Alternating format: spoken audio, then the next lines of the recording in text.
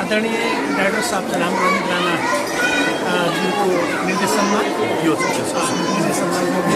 हजुरको एकजना कलाकार अब हाम्रो चाहिँ गोविन्द प्रभात भन्ने साहित्यकर्तीको चाहिँ चिनारी छ हाम्रो माझमा उहाँको केन्द्रीय बाँकी सम्पूर्ण हामी विद्यालय परिवार अभिभावक र विद्यालयका भाइ बहिनीहरूको संयुक्त प्रयासमा हामीले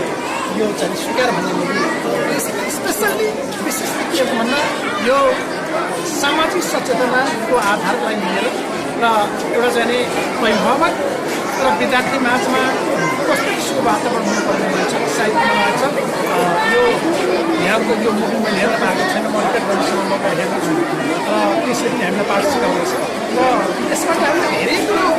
के दिन सक्यौँ या के दिन सकेनौँ भन्ने भन्दा पनि हामीले समग्रतामा एउटा विद्यालयको एउटा जमल हाम्रा चाहिँ साना साना भाइ बहिनीहरूको एउटा जमलको लागि लिएर चाहिँ हामीले एउटा गुरु र चेला बिचको सम्बन्ध अभिभावक र विद्यार्थी अर्थात् उहाँहरूको चाहिँ बच्चा बच्चीमा एउटा डिस्क्रिमिनेसन गर्दाखेरि विविध गर्दाखेरि कस्तो किसिमको रिएक्सन हुँदो रहेछ बालबालिकामा भन्ने कुरालाई लिएर महान हस्तीज्यू तथा प्रतिभावान बाल कलाकार भाइ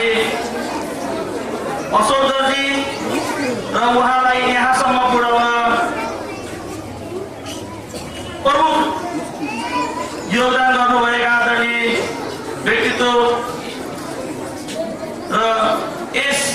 आजको यस कार्यक्रमको मुख्य आकर्षण भनेको आदरणीय टङ्कप्रसाद थोपीज्यूले निर्देशन गर्नुभएको